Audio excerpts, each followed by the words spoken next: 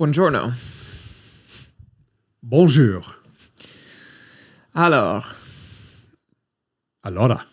Are we just going to switch back and forth between French and Italian? This But you week- know that I don't actually speak Italian, right? Mais je parle français.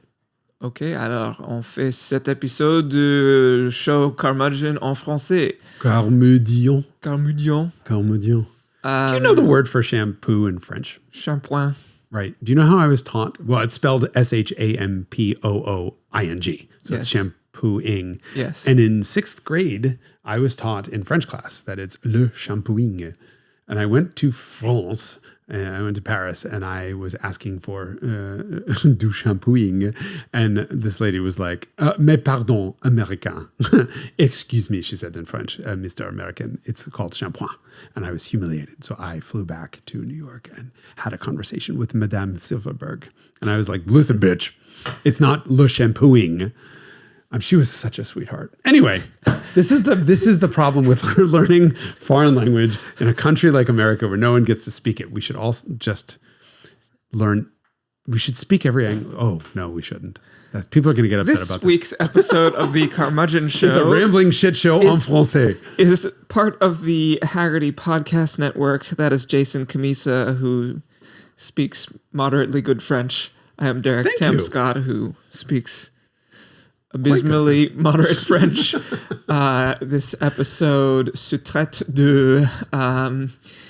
I think that's a verb that I want to use in English that doesn't exist in English, but exists in. Se traiter? Se traiter is like it addresses. It's about. I guess addresses is the word. Is the translation. Go for it. Go on with your bad self. Use the word addresses. Addresses a number of issues Jason had with various maintenance items on his cars. I have solved the 26-year-long Scirocco saga. Mm-hmm. And I looked up the name and address of the mechanic who fucked me 26 years ago, and I almost called him. But I didn't, because I'm a nice guy. And you didn't even publicly reveal his name or identity or where he lives in Greenburg, Pennsylvania. Does he live? Greensburg? He was a nice guy, but Well, he fucked you. And we talk about incidents of sort of, I don't know, did we give any useful advice plenty about of how to advice. not get fucked? that would have been a good thing for us to have done, but we didn't do it. We did give some good advice on bleeding brakes. Yeah, importance of bleeding your brakes. We learned something about something probably I think, at some point.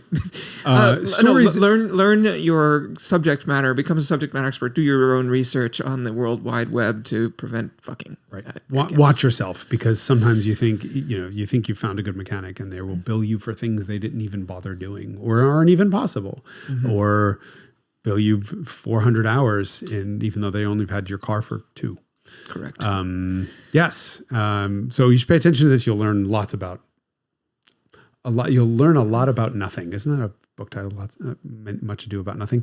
But if you like to listen to bullshit rambling episodes en français ou en anglais, you can consider joining the Haggerty Drivers Club, which includes unlimited flatbed towing for all of your classic vehicles, a subscription to our award-winning magazine, VIP discounts, special events, all kinds of other happy shit. There's information in a link below.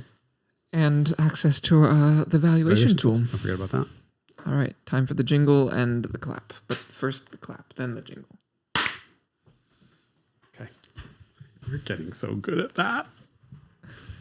Baby's all grown up.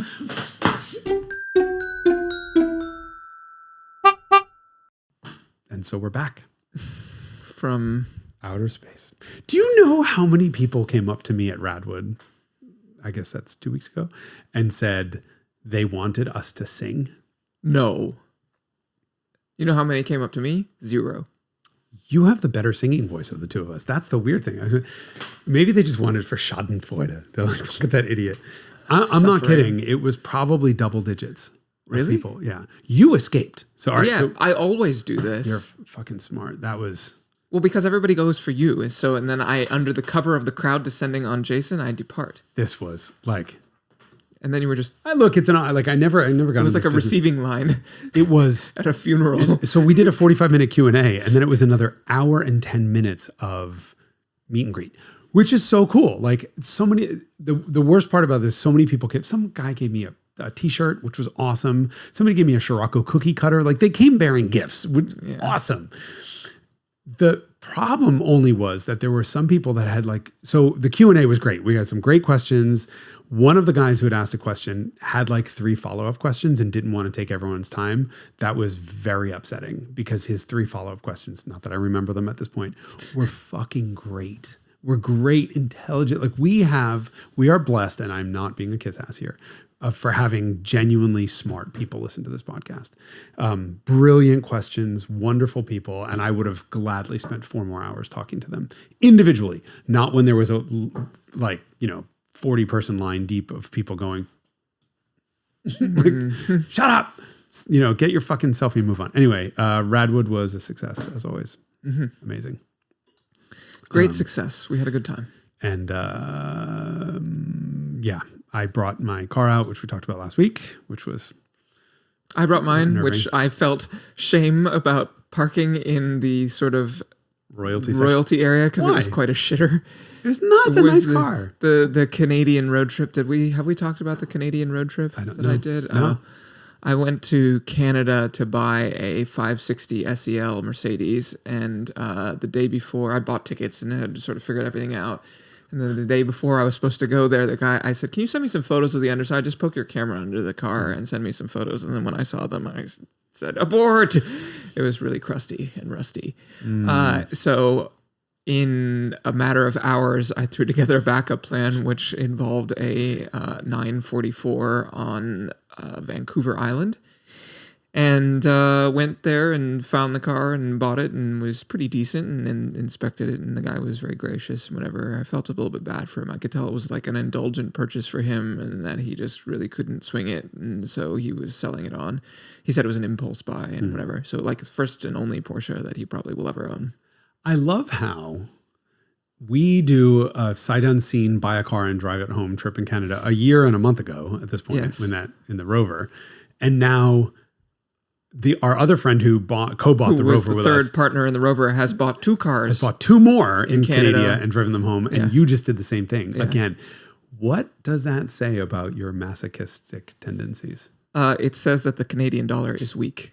Oh, It says. That's a good point. No, I specifically was looking for cars in that area because I love doing the drive down the west coast of the United States from basically British Columbia all the way down on the coast to San Francisco. It's a really gorgeous drive. I've done it maybe 10 times. Is you're going to send Jake beautiful inserts of beautiful photos of your car the whole way home? One. I will provide one to 3. Can you please provide a second image of the car, which is showing the mismatched seat bolsters? Yes, I will do that also. I love this. Yeah, so I noticed in the ad that the car has 1 sports seat and 1 not sports seat. And so I inquired initially when I said, "Hey, I'm interested in your car. I was wondering if I could come see it tomorrow." Neglecting to mention the fact that I was in California, but I just said, I'll be in the area tomorrow. Can I come see it? And I noticed in the photo it has 1 sports seat and 1 not sports seat. And he said, "You know what? I just went to the garage to look because I had never noticed it in 3 years of ownership that this car has mismatched seats." Yeah. He said, "I have no idea why. It's just the way it is." And I was like, "That's really baffling." So then I'm like looking around on eBay for a burgundy not sports seat for the passenger side, which is like a weird. Why would you want 2 not sports seats? Well, because it's easier to find a not sports seat for the passenger side that's decent than it is to find a decent driver's sports seat in burgundy. And so in addition to buying the plane ticket from Vancouver to Victoria, because you have the best way to get there on the timeline I was trying to make was to fly. It's a 15-minute flight, but it's like an hour and a half ferry. So I'm looking for seats and whatever. And then when I get to the car, the car has an option sticker that is printed on it that is there's 2 of them. Every Porsche is like this. There's one in the trunk area, and then there's one in the service booklet on the inside of the service book cover. And I decoded the options, and sure as shit, there is passenger sports seat only. Heated seats on both sides, which is a sort of rare option on cars that aren't 911 turbos. Yeah. Although maybe in Canada it's less rare because they probably had engine block heaters as options as an option on a Porsche. Yeah, so sure as shit, it has 1 sports seat from the factory. So I guess I just leave it like that, and then I don't have to buy any seats. Original. I've never seen a car with mismatched seats. Well, especially the sports seat being on the passenger's side. And so, the hypothesis, rather than the driver's side, the hypothesis was fat guy with a skinny wife or something like that. But I don't know, or it could have been accidental or whatever. Yeah, that's so cool. That's so cool. So we bought this car and put it on the ferry to Port Angeles, where we got hassled by customs during the import. And what do you do for a living? I'm a used car salesman. So this is a commercial import. Yeah, no, you should. And I said, why would you describe yourself as a used car salesman and not a car expert? Classic car expert. Yes, this is what I should have done. This was We're now renaming opportunity. I'm going to print you business cards. And he said, so how do I know this isn't a commercial import? And I said, well, the stuff we saw on our website costs like 10 or 100 times as much as this car. Right. So that seemed to satisfy him. Anyway, they were nice after that, and I went inside and did the documentation to import the car and paid the duty or whatever. And then drove down the coast.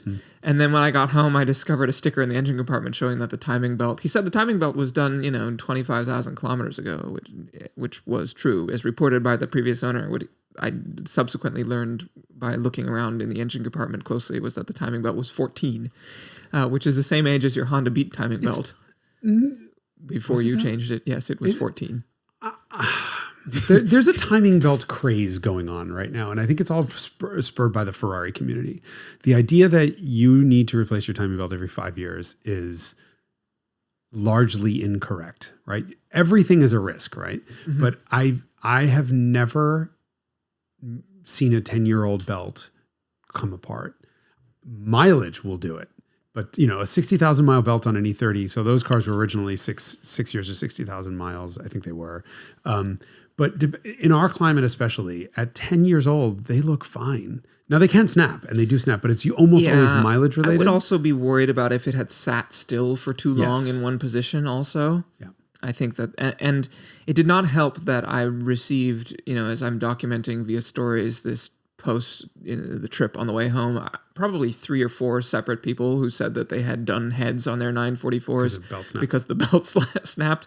And so I agree that people are sort of hysterical a little bit about timing belts, but I also think 14 is sufficient. 14 it's time. It is. I mean, it's not. I've made an appointment and parked the car. Our mutual friend who had a 944 said that they had his mom and him had a 944. And they made an appointment the day they bought the car to make the timing belt change, which was the guy was like, bring it in the first week of January. And they're like, let's drive the Porsche on Christmas Day since it's Christmas. And it snapped Christmas Day. And I was like, oh. This is the friend that we comprehensively shit all over 2 episodes ago. Comprehensively shit all over. Warned him, asked his permission to use actual photos of his car. And he found the whole thing hilarious. Has not listened to it yet. So he may not find it so funny when he listens to it. But I told him all the terrible shit that we said. And he just burst out laughing. He's a great sport. But no, Mikey, my friend Mike, had, when we were kids, I think this was probably 93. He bought a 325e with 68,000 miles on it. I think I've talked about this in the podcast. When I was torturing him. Got to do the belt. Got to do the belt. Got to do the belt. They never make it to 70, right? They're 60,000 mile changes. Really, you should do it at 50. And he was like, he called me Retentia. He wanted me to get Retent 10, or Retent 1 was the license plate he tried to get me on my Corolla. He's like, you're so fucking retentive. Nothing's going to happen. We were just opposite ends of the spectrum. I worried about everything. He worried about fucking nothing. I'm still alive. He's not. Lesson for you all. Might be too soon. We're 7.5 years. I can start to joke around about this. But that motherfucker calls me one morning, like wakes me up on a Saturday morning at like 10 o'clock, because I'm 18 years old. And he was like, all right, you win. And I'm like, what? He's like, get over here. I had a fucking nightmare that the timing belt snapped on the 325. Just come here. We'll drop it off at Jake's, his mechanic, and let's get breakfast. I'm like, okay. So I drive over there and we walk in. I walk in, we say hi, we come back out, and I hear that was the end of that. I think he bent like 9 of the 12 valves. At least it was an ETA head. Same head, different valve springs, same shit. So it cost him quite a lot of money to do that, but he never forgave me for that. He was like, "You fucking hexed me, you bitch!" He was so mad at me, and I was like, you should have done it months ago." But he drove the car around. I think it was like 68,000 miles and snapped. So I've always been hysterical about timing belts, but I'll go. I mean, the cabbie I think is about to hit 12 years. I'm done. But that one I can see, and I routinely inspect it, and it looks great. The car never sits for more than once. It's sat for 6 months. Otherwise, it never sits for more than a month.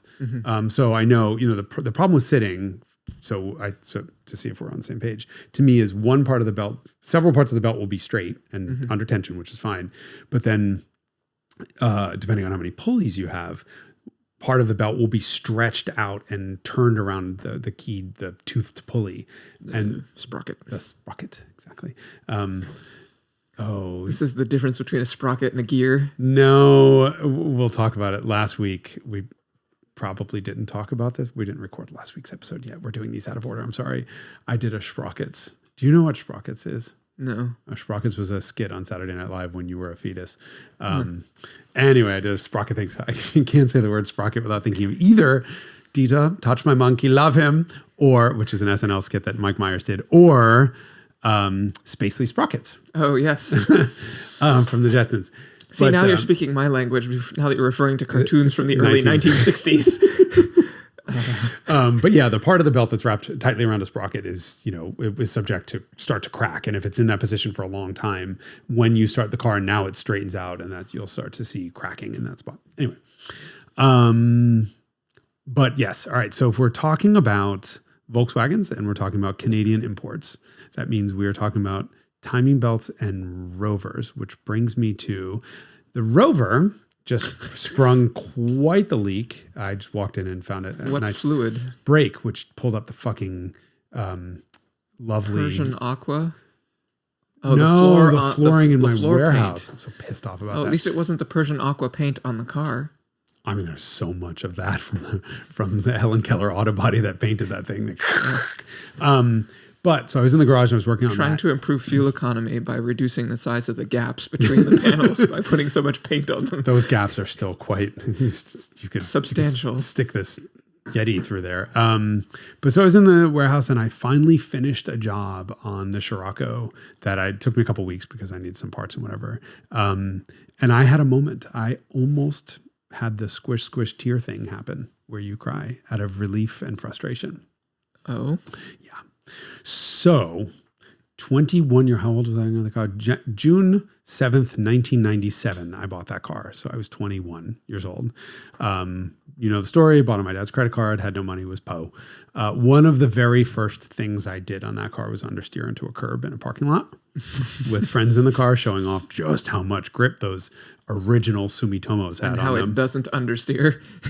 It did understeer and did not have grip. So I curbed the front left wheel, but I knew enough from having really done a lot of damage on a previous Volkswagen Mark III Golf that I had curbed. You make sure you hit that curb straight on. So I'm understeering towards it. You don't turn in more and you hit the wheel where the wheel hits sideways and folds everything. You turn in and just hit the curb so the impact is straight back.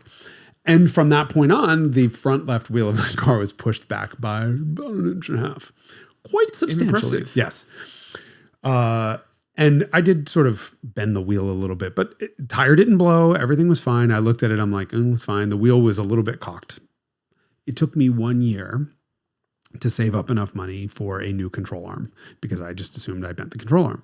So I spent a year saving up and I bought a control arm, or I went to a shop who procured a control arm, a ball joint, and replaced it and did an alignment.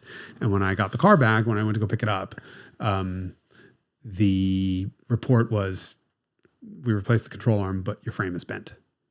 And so I'm like, what do you mean? And he's like, well, look at the wheel. It's still 1.5 inches back in the wheel opening. I have lived that was 1998. I have the receipt. I have lived for 26 years with the guilt of having bent the frame on that car. This has been a very, very long process of guilt. Every time I look at the car, all I see is the wheel back. It aligns with improper caster. So it does weird things. As soon as you start turning the wheel, you get a little bit of torque steer. It is pulled to one side for years. You can't align it out. The wheel is not where it's supposed to be.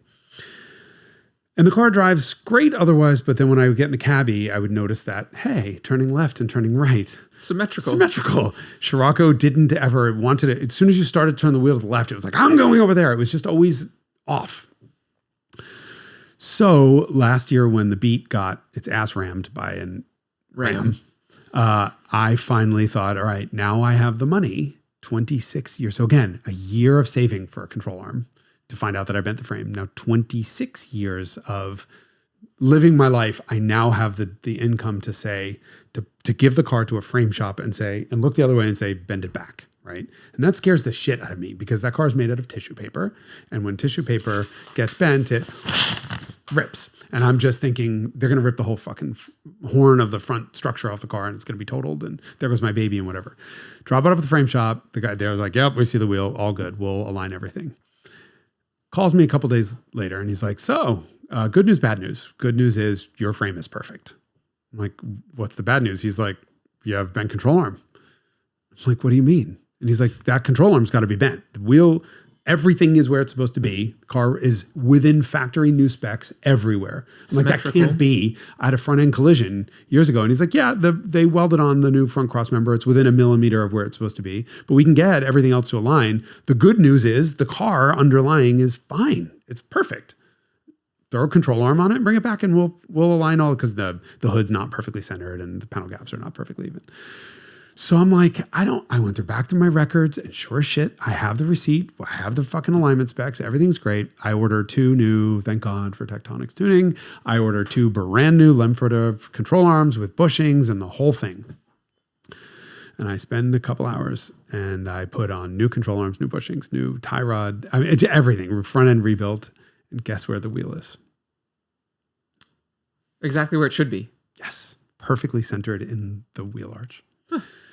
For the first time since 1997. Yeah. Do you know how upsetting that is? The year before, which probably, what do you think percentage-wise? 32% of our listeners were born? Yeah. 26 years. I have been driving around thinking I bent the frame of that car, being upset and feeling guilt about that, looking at that wheel and driving a car with compromise that a shop fucked me on.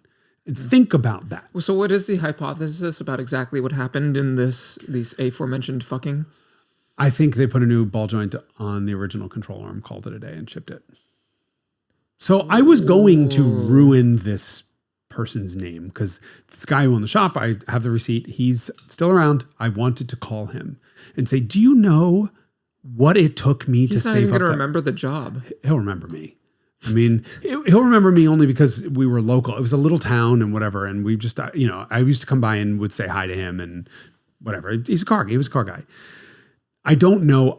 I don't know what happened. So it looks like the passenger side, definitely control arm has never been replaced. That's original. And you know that because the ball joints are riveted in and not bolted in. And it has a date stamp it's not a stamp, a stencil of January of 1987 when the car was built. So I know that's original. This one does not have a stencil of the date, but it has an actual Volkswagen part number on it. And it looks like it's the original part that's been drilled, but I can't know that for sure. So I'm not going to call this guy and be like, or say his name on this podcast, just be like, rake him through the mud. But I don't understand. There's no other way that you can put a new control arm that's somehow bent. And you can see, I have a picture of, you can actually see what I did was if you look at the top of this picture, you can see there's a screwdriver through which is the front mounting point of the control arm, which is where it attaches to the chassis. Where the stress of a backwards hit would be pushed through. And if you look, that right control arm is not parallel to the left one. It actually overlaps. It should be vertical in the picture, and it is not skewed vertical in the picture. It's clocked clockwise, and so what it does is of hitting the wheel on the curb. Right. So it's pushed. The wheel is pushed back an inch where it is. So that's bent. There's no question that's bent. But you don't buy a bent control arm from Volkswagen. It doesn't work that way. Which is bent in exactly the same way as the one that by the same impact that caused your. Yep. Bending. Which was my fault, right? But I go back and I think about what life was like at 22 years old, and you're just out of college and I'm struggling and whatever, and just to have this guilt all these years, and then I sort of go to my nephew who is a young car enthusiast, and I think, what would I do to a shop that took his money and didn't fix his Infiniti? like, and screwed him, and I would go kill that fucking person. As a, like, I'm not a protective person. Like, hey, like I've never been like, I don't have kids, right? I mean, the closest thing I have to kids is my sister's kids, and I thought you were going to say Scirocco. There are multiple instances of this, and this is what got me on this thing. But like, somebody took advantage of my niece or my nephew. Like, you get this fucking rage of like, you have to protect these young innocent people and I wish I could go back and beat the shit out of that guy in the shop who fucking didn't replace a control arm. And I started thinking about this in this like rage-filled like disappointment. Like, I should have known better. I was 22. How could I know better? And I think about it.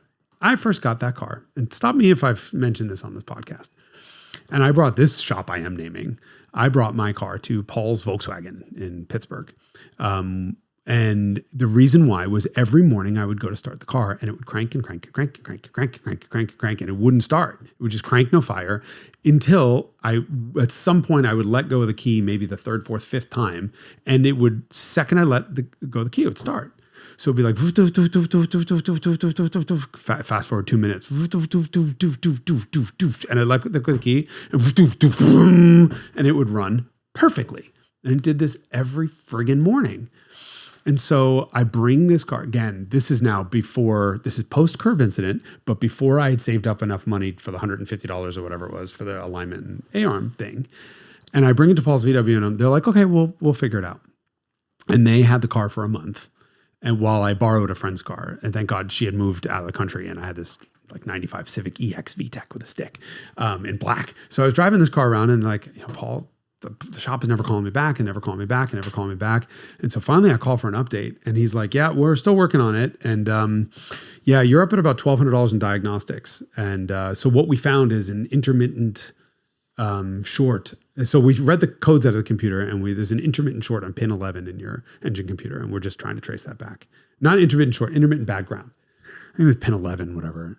I've mentioned this on the show before because I looked up what that pin was. Remember, there is no pin. First of all, that pin is a blank, whatever pin number it was. Number two, there are no codes. Mm-hmm. There is no way to store a code. There's no self-diagnostic capability. There is on the knock box, but not on the fuel injection box. So the whole thing was made up. And I didn't know this when he told me that. I'm like, oh no, what's this going to cost? Remember, I only paid $1,500 for the car, and I screwed my dad out of that. I put it on his credit card when I bought the car.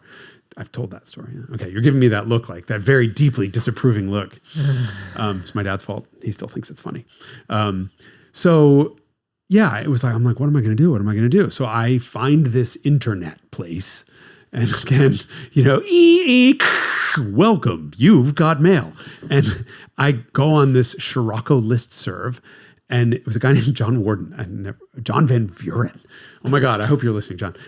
Writes back. I post the whole thing. I'm like, what does this mean? What could this bad be? And they're all like, you're an idiot. Like, learn your shit. There is nothing of the sort. They were all super supportive. Like, your shop is screwing you.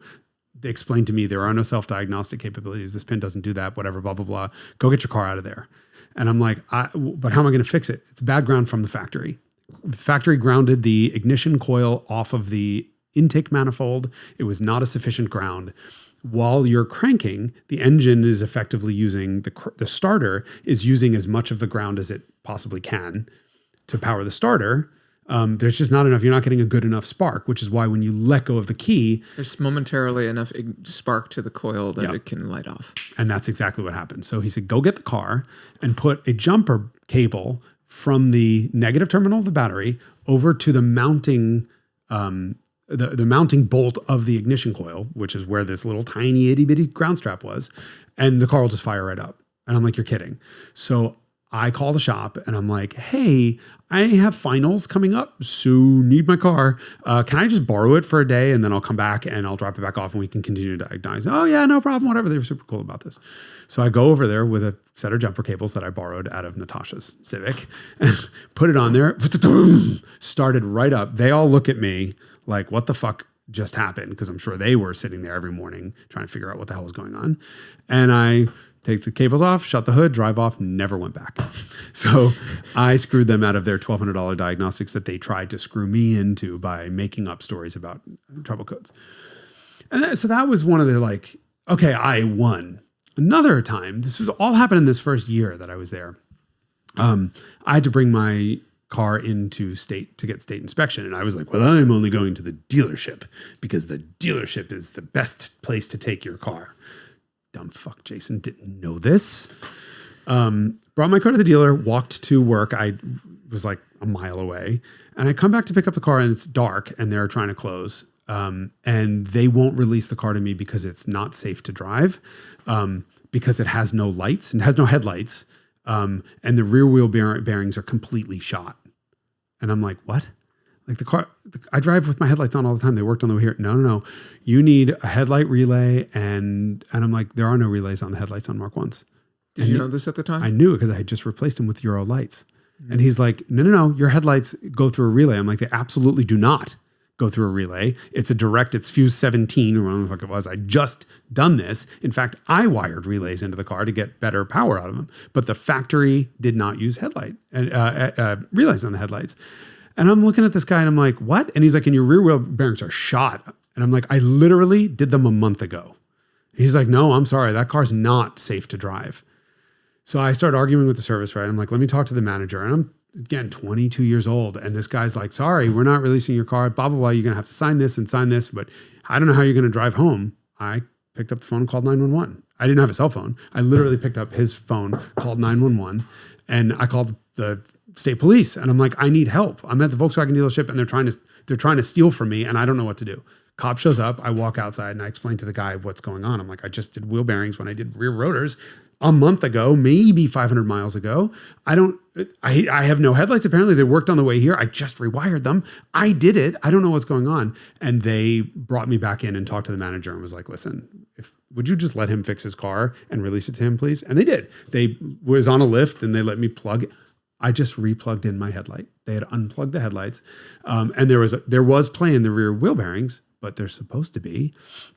So I popped the wheel off and I tightened it by hand. It took me 2 seconds and I'm like, okay, so now there's less play. It's still within spec, whatever. And I drove away. And those were my 3 first experiences after having lemon lawed a Toyota that the Toyota techs crashed into a bus stop when the powertrain fell out of the car when I was 17 or 18, whatever it was. This is why you always work on your own cars. Yeah. It's weird because I'm trying to think if I have any analogous stories. I had my first car was a BMW E28 and I took the car in for something unrelated and they were like, the steering wheel doesn't center and something is all fucked up and something. I was like, I think the car drives fine. And they were trying to get me to spend a bunch of time and effort chasing some problem that I had not noticed and didn't seem to be a real issue. And so like that happened once to me. And then more recently, the Citroen went into a shop where it was not starting and the car was there in like a day and they got it fixed or they replaced the coil and did apparently some other stuff. And they handed me a bill for like $4,500. And I was like, are you out of what? $4,500. The car had been there for like a day. And I was like, how did you rack up $4,500? That's not actual. Hold on. What's the labor rate? I mean, he was like, we had 2 techs working on it all day yesterday and today and like all this shit. Anyway, I mean, even so, I think I was like, he knocked off $1,200 or something, and then it was like $3,000. It was still an asinine figure. And a fucking ignition coil? I mean, there was some other diagnosis, I suppose, but still, like, I was just for the amount of time the car had been there, it was impossible to rack up a $4,500 bill for a $75 part. Although the Citroen is probably $100.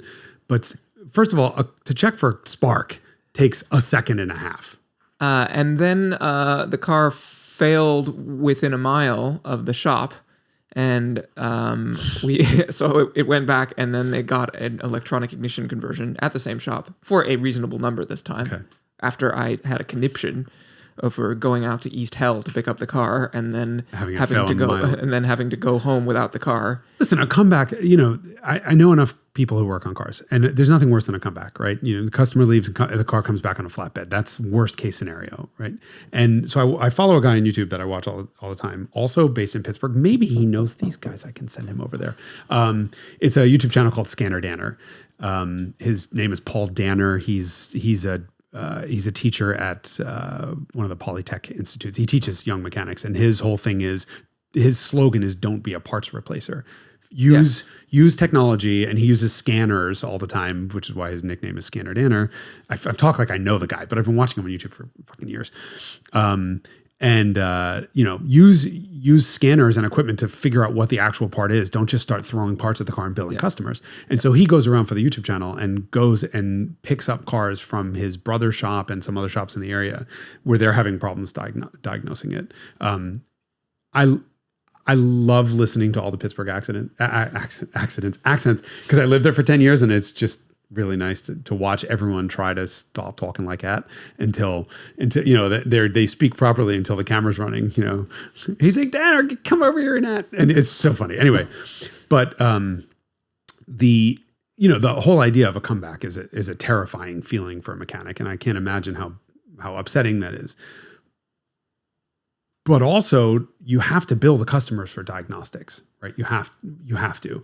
And in the case of like Paul's VW racking up $1,200, their labor rate at the time had to have been $60. I don't even know. Mm-hmm. So we're talking dozens of hours of diagnosing a problem that, okay, they couldn't figure it out. But how many hours would it have taken to see that there's no spark under cranking would be my question.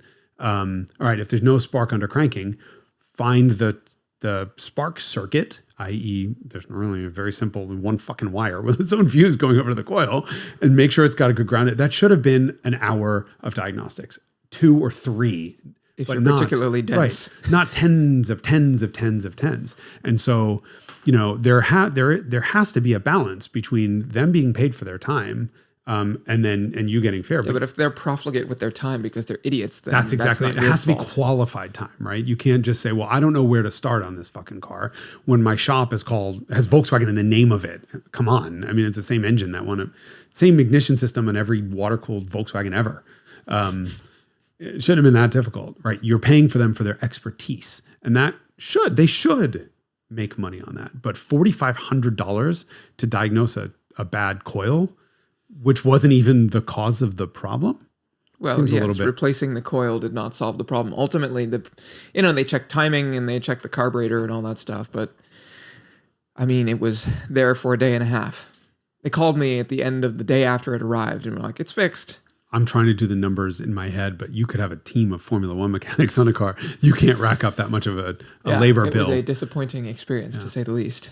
Is this the same shop that did a complete, total, like actual Formula One style engine rebuild on a car that we had a problem with? Yes, that's the car. Shop. Listen, there's a definite difference between intent and just there are 3 incompetence versus malice. There's a third, actually, because there's also the desire to do things the correct way. And this particular shop, so we had a car that came in, you and I were both experienced with it. It sat for a little bit too long and had a head gasket failure. That turned into a complete engine rebuild from top to bottom that I think everyone in the world had to pay a portion of. It was just one of these situations where no one was responsible for it and everyone was responsible for it. And something happened, but it was a cascading effect of very bad mechanic work being done early on. And so we authorized a head gasket replacement. And when I was realized that things had gone a little bit wrong was when I got the bill from a machine shop for full head resurfacing and a valve job. And I'm like, wait a second, head resurfacing, fine. We're doing a gasket. Maybe the head warped. Oh, no, the head didn't warp, but we just wanted to clean up. Okay, so you shaved off the head or you just resurfaced? No, well, we took the opportunity to shave it, get a little higher compression. And we did a valve job while we're in there because, the valve's got to come out when you shave the head. And I'm like, well, you didn't have to shave the head. You needed to just clean the head surface. You measure it. Could you measure it with the valves in? No, we had to take them out. Okay, fair enough. Had to pull the valves, but did you replace the valves with the same valve? No, we went with the high performance 5-angle valves and bigger springs and this and that and upgraded all this shit. And it wound up being a couple $1,000 that I didn't sign up for. Like you should have put the stuff back in. Then it turned into, well, while we're there, we saw that this was loose and that was loose and whatever. So we just upgraded everything. And it turned into a very big, massive bill for a complete top to bottom engine rebuild for an engine that would have probably not survived all that much longer on its own. But that was not the problem. That was not the remit. Right. So the question is, where do you draw the line? Right. And when you're a restoration shop and somebody hands you a Ferrari 250 that's worth as much as a neighborhood and says, please make that perfect. Well, then the Ferrari should come back perfect. When somebody brings in a $4 Citroën and says, doesn't want to start, you shouldn't get a bill for as much as the $4 Citroën is worth to replace a coil that didn't fix the problem. Correct. So learning opportunity. It's been a while since that happened to me. I've for the most part in recent years, I use shops much more often than you do. I've had pretty good luck, but once you find someone good whom you trust, I think maybe being in industry helps also because, they understand that you know what you're doing and that you are a long-term investment rather than a short-term investment. I mean, also just finding good people. You find the good people and then you don't have to worry about this sort of thing. Look, I just did a brake fluid flush on the E31. I've never seen brake fluid that color. Like I don't even, that is a spider. Hello. Do you like killing spiders? Did you want me to dispatch this I would like that spider to not be here anymore. No, not towards me, you asshole. The fuck did it go? It's in orbit. No, they have this string thing which fucking brings them, they repel back towards you, little fucking bastards. Ugh. Yes, I have arachnophobia. Shit. And an E31. Yeah, and that car is sold to me with a fucking, it's 100% serviced, everything's fine, whatever, blah, blah, blah. And I'm pretty sure there's a receipt in the stack of records for brake fluid service. No one did it. There's no way that brake fluid is not 15 years old, 10, 15, 20, 30 years old. I've never seen fluid that color. Like, I don't understand how. Like the stuff that came out of the slave cylinder of the clutch in my wagon. Was it as bad as this? Yeah. Ugh. Like, look, I'm deficient on maintenance. I can't keep up with all the cars. But like, if I saw brake fluid like that come out of my cars, I'd sell 4 of them. How did the reservoir look like? It's a little bit too low in the car with so much shit around it to really be able to see. That's what happens when you have a 12-cylinder car. There's no space for anything in there. So, I mean, I did look at a flashlight. I'm like, that's a little bit dirty. And the stuff in the reservoir was a little bit dirty. So this is the stuff that came out of the bleeder screw of the calipers. Yes, but what you saw in the picture was the average. That was from filthy to clean and then running clean for an equal amount. So it was... Chocolate milk. No, like... Used motor oil. No, worse. Like chocolate yogurt. Motor oil. Like it was clumpy and black. Like it was, if you've shown it looked like... It was the color of used motor oil, but the consistency of like rancid mayonnaise. It was disgusting. Splendid. How do you as a mechanic ship a car out like that? Like I know the car had a brake upgrade at 20,000 miles ago. I'd have to look and see. At some point somebody put the brakes on it. So that brake fluid can't be original to the car. I'm pretty sure the clutch fluid is. Like, because what came out of the clutch line was like it barely moved. It was disgusting. So now you know what's going to happen, right? Now I'm going to have to do new master and clutch. Master and slave on the clutch for sure. Yeah. Probably for the brakes too, because that's not going to survive new fluid after that. Like, who does this? What mechanic bills for something and just doesn't do it? It's apparently a thing. It must be a thing. How do people own cars? Like, I guess that's my question: is how do people pay $200? I mean, labor here and independent shops. Brake fluid is one of those things that I am particularly sort of happy to and enthusiastic to do almost always when I buy a car. Really? I feel like it's under-maintained, right? Everyone is always talking about a fresh engine oil change, and everyone always does that. Brake fluid, people are much more inclined to neglect to do. And so it's kind of my SOP to do brake fluid with most cars when I buy it. I also had this traumatic experience of, my mom has a car that sits and doesn't get used much, and it's in a humid environment, and the whole brake system seized up in that car because she just failed to maintain that. And do you take the car in, Mom? Yeah, definitely. But like, I guess brake fluid was not part of that menu. And of course, technically, it's 2 years. 2 years. And the whole deal with brake fluid is that it absorbs water and then it hangs out in a system that's composed of metal components. And so it's homophobic or something, right? It's hydrophilic. Brake fluid is hydrophilic. I mean, it might also be homophobic. We don't know. Ask it. So it absorbs water and then it hangs out with all these metal components like your brake pistons and calipers and the master cylinder and all that stuff, and rusts everything in there. And then if you're really unlucky, it'll rust the hard lines that also run the brake fluid to the corners to the soft lines, which are soft so that the suspension can move and the steering can turn and all that stuff, soft rubber lines. So under-maintained brake systems, I think, are pretty common, especially in cars that sit or, and if you're in a humid environment, it's doubly bad. So I'm a big fan of just doing brake fluid. And I really miss the days where they used to make Ate Super Blue because the fluid is blue and you could alternate blue and not blue fluid and you could know when you had gotten rid of all the old fluid and we're running new fluid, but I think Super Blue isn't made anymore. It became illegal. Oh, did it? Yeah, somehow, I don't know, illegal or whatever it was, but brake fluid now has to be color-coded yellow.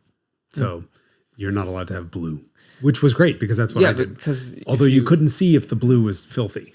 Yes, but at that point you could tell that when you were running new fluid anyway, because the old fluid was so dirty that you could tell the difference between old fluid and new fluid, which is now the sort of standard. Like when I don't even know how you tell now if you're running fluid. Just watch it. You just watch it coming out. But if it's like already clean because you're maybe a little bit excessive about doing brake fluid services like I am, then you can't tell when the old becomes the new. Yeah. Well, just run. If you run a quart through the whole car, you're probably. But it's always the right rear that you have to like. I always run the right rear not long enough if I can't tell, and then you can. I don't know. It's always my big problem is when you start. So I use a power bleeder, so pressurized 10 psi, and then that just sort of pushes everything. That's a life changing. I love that thing. Life changing. I love that thing. Not least because normally you have a person stand on the brake pedal and you're running up, down. You need a second body, and also you're running the piston into parts of the master that aren't normally getting visited, and that's how you can destroy seals because that part of the piston might have junk and stuff in it. So running the brake pedal, the master through that kind of cycle to me makes me a little uncomfortable. Also, it's a guaranteed. I mean, on an older car, it's not a guaranteed. It's close to guaranteed failure point. If you bleed the brakes manually using the pedal, I don't think I've ever had a master survive more than a year or two after that. They'll start to leak internally. Yeah, because the seal will have been ruined. Yeah, because if you think about the cylinder of the master cylinder, right, and every time you press down on the brake pedal, the piston is moving down and pushing that, right? There's a sort of natural end to where the piston no longer goes. Yeah, it's where ABS happens or whatever. Yeah, exactly. But you can't physically, or you don't push further than that one point. And so all of the sludge and shit that gets wiped off the cylinder wall by that piston as you're pushing it down gets pushed to that one point. Well, what happens is you open a brake line and you press down on that pedal and it pushes that piston right through all of that crap, which of course then embeds. Most of it gets pushed down further, but then part of it gets embedded in the space in between the piston. Or if it's particularly recalcitrant, then it'll actually damage the rubber seal inside. Yeah. Or, you'll get rotting, you get all kinds of other shit. So the idea is if you just put a couple of PSI, and there's a very important point there, a couple of PSI onto the reservoir. 10 is usually what I do is I run it up to 10 That's and then dangerous. I'll go to 15 on really? ABS cars. Yeah. Oh, I go to 10 and then I pump it back up at like 6 or 7. And I just work in that, because as it bleeds down pressure as you're pushing fluid through. So yeah, the idea is, I'll finish and come back to the risk there, right? You're just placing a very, very small amount of pressure on the reservoir, which then pushes it. So you open a line and it just slowly runs. The one thing I don't like about that is it runs slowly. So some air bubbles might not make their way through, especially if there's a high point. So you do kind of have to just hit the brake pedal hard. I do a very hard push, but a short stroke just to dislodge any bubbles that are any high points. So what you do is fast down and then slow up. So you're not sucking the fluid backwards. You're allowing the power bleeder to continue to supply new fuel. And what you'll see is sometimes you'll get an air bubble out that way that you won't on 10 PSI. The risk of going much higher than 10 or 15, certainly 15 PSI, even though the gauge on my bleeder goes to like 25 or 30, is that the reservoir is sitting in the master cylinder with just 2 little rubber grommets, usually, with no strap or nothing holding them down. So some cars, I think Mercedes... You also have to make the cap tight enough. I've definitely on 2 occasions had fluid come out the cap and then have to give the brake room, the master cylinder room, a comprehensive bath afterwards. Brake fluid is nasty shit. Yeah, it takes the paint off of things, everything. Yeah, but so I think Mercedes have a strap and like a little dick that will retain it in there, so the reservoir can't physically come out. But I have seen the aftermath of somebody pumping one of those things up to reservoirs up to 25 psi and having the reservoir come flying out. And now let's think about the physics involved. The whole system is pressurized to like 25 psi. So when the reservoir pops off the master, you have everything in that master pressurized to 25 psi. So you get a couple tablespoons, maybe 2 tablespoons of brake fluid shooting vertically out there. But then you have the reservoir, which is a lot of fluid, like a cup of fluid or more, pressurized to 25 psi, plus the whole fucking filler bottle, which you can't get to and release quickly enough. So you have a flaming, like a fire hose of brake fluid going. Oh God! Holy shit! Does that do a lot of spraying? Oh my God! And then it's just everything painted in sight. I hope to never have that experience. I hope to never have that. So the trick there is if you really need to put a lot of pressure to get past ABS or whatever, because I think some Mercedes, they have ABS valve opening pressures are like 25 psi. So you really do have to do a lot of pressure. You put a bunch of zip ties around the master and the reservoir and hold it. So if the pressure starts to raise it. I ran it through like on my C43 and the 140, I ran it through fine at 10 psi. That's cool. And was able to get all the old fluid. But that's the newer, that's ABS plus ESP. Yeah, these cars are both late 90s. And I did it on my 129. Yeah, I'm pretty sure it's my 190 that needs 22 PSI to open or something. It's a lot higher than I'm comfortable with. So I zip tie it. But like even the E31, one of the rear bleeders opened fine, no problem, but nothing came out. And so I just leave the bottle on it, just smack the brake pedal because that's a couple hundred PSI, even unassisted, and blew whatever junk was out of there and then flowed. I've definitely had to completely remove a bleeder screw before. You're kidding. Yeah. Because it was that plugged worth the shit? Yeah. You couldn't unplug it with a hard press on the pedal? It was the slave, a clutch slave. Oh yeah. Clutch slaves don't see all that much pressure. So yes. Yeah, clutch slaves are a pain to bleed. And the E31s comes down and does 2 loops before it goes in. The amount of it. Why? I don't know. I don't understand. Maybe for cooling because it's close enough to the exhaust. But my thought was like, this is stupid. And then I open it up and it's like, it dripped out maybe toothpaste. No, well, it was terrible, but it was like a third of a cup. And then it started with air and it was like, and I was like, oh, fuck. Because if it's ever happened to you, you'll know to never do this again. Run air through the system at the origin and you're just like, Yeah, because the reservoir on the power bleeder's out and now it's just pushing air right down the system. And now you're fucked. You have to start the whole thing over. It is the worst thing ever to be the simultaneously extremely cheap about putting too much fluid in and wasting it, but also not wanting to run air through because they're diametrically opposed objectives. On one hand, you don't want to waste any fluid. On the other hand, you don't want to run air through the system. Have you ever done the air through the system thing? No, never. Do you know how much bleeding it takes to get that out? No. Especially in a car with ABS. How many liters? 2, 3 full liters until I did it years ago. And I think it was my E30.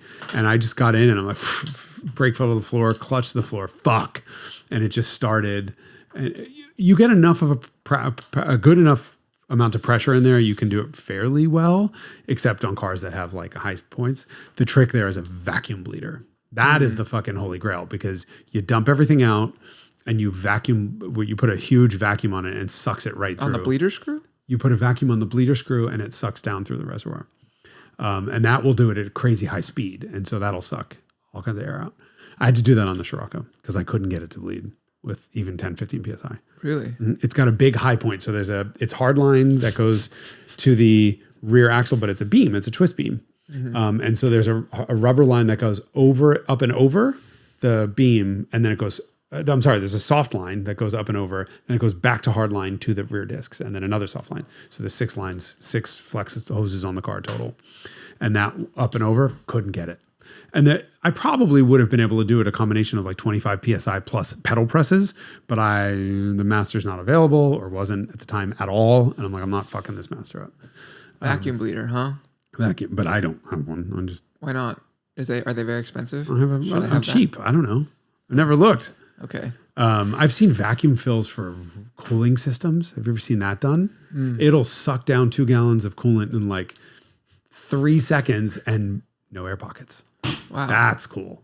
And there's some cars like E30 is a very difficult car to get to bleed coolant. So there's a trick on those. If anyone has an E30 or an M20 engine car, you drill a tiny little pilot hole in the top of the thermostat. And like, I mean, an eighth of an inch, tiny little top right in the arrow that points up. And that's the top where the air bubbles will gather, and they just get sucked right through and you're done. It takes 2 seconds to bleed the car. If you don't do that, you got to put the car on a huge angle and get the thermostat up in the air. And so it's face up, ass down, and then run it and cool it and run it and go, nope. Don't the Mercedes self-bleed now? Or not now, all cars 90s. do, yeah. Modern cars. Like the M104, I think, will self-bleed. Most of them do. I mean, if anything, they have like a little bleeder screw, which is at the top. You just want it at the top. Yeah. My VWs don't have bleeder screws. And so, basically. So the E30, you put a screw in there into that. No, it has, you put a hole in. No, you just leave the hole. Yeah. Open. Yeah. In the thermostat itself. So it's basically an eighth of an inch hole. It's a tiny little pilot hole, basically, that allows flow past the thermostat even when the thermostat is closed. But it's such a tiny amount, it doesn't actually make a difference.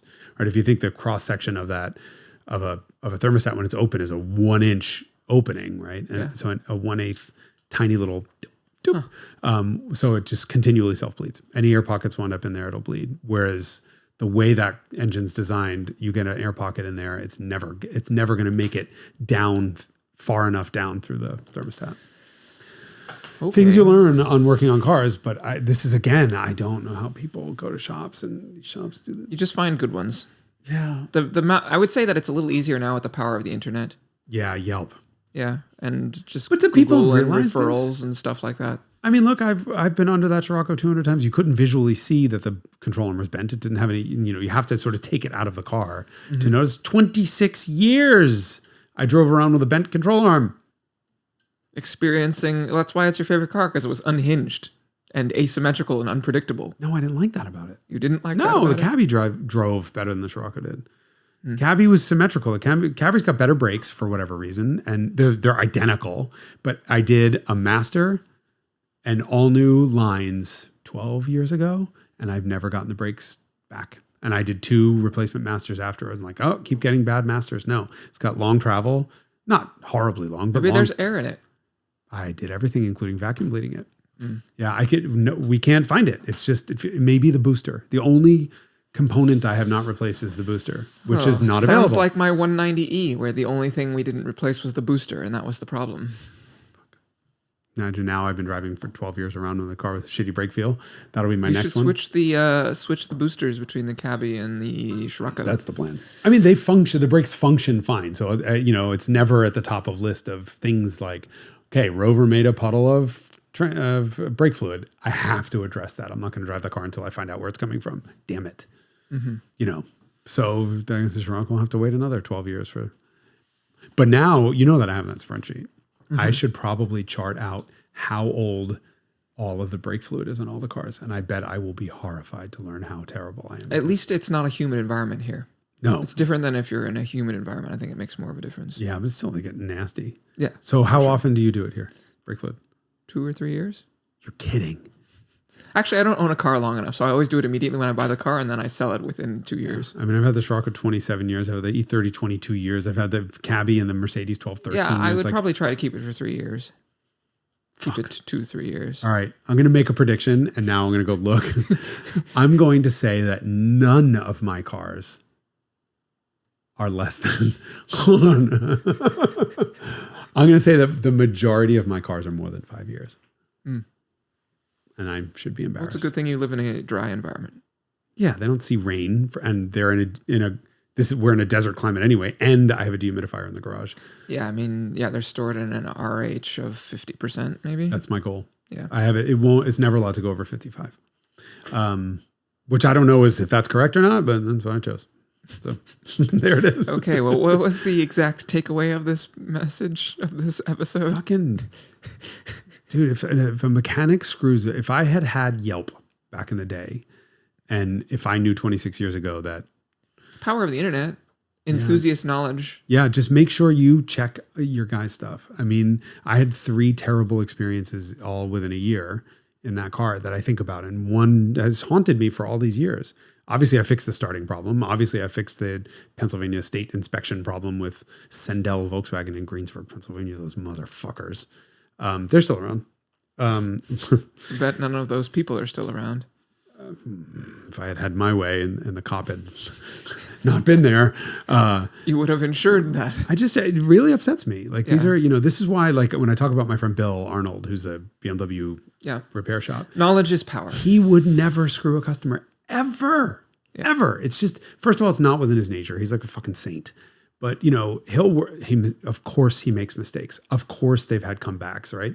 But his first thing, I can't imagine what he must do, but he must be horrified and like apologetic and whatever, but never charge somebody for something and not do it. Especially something like a fucking control arm. And, I'm mad at myself. How did you not get underneath that car and look and say, that looks just as dirty as that one? But I didn't know. Or didn't have certainly didn't have a lift. Upsetting. 26-year problem. Well, congratulations. Solved. You loved the car that you love most more than you ever loved it, than you certainly ever loved it in the last 2.5 decades, because it functions better. Yeah. All right, well, thanks for listening to our rant. Yeah, that was, I don't know what the hell we were supposed to talk about on this episode, but I guess that's it. That was it. All right, thanks for joining us. We'll see you next week, probably. We should switch to Tuesdays.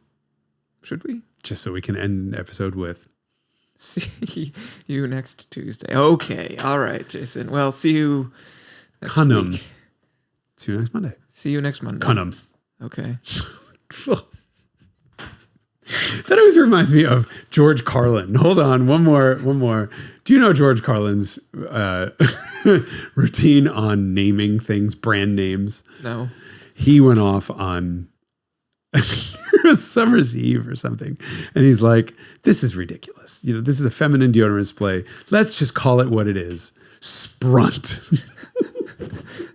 Because it's a spray for your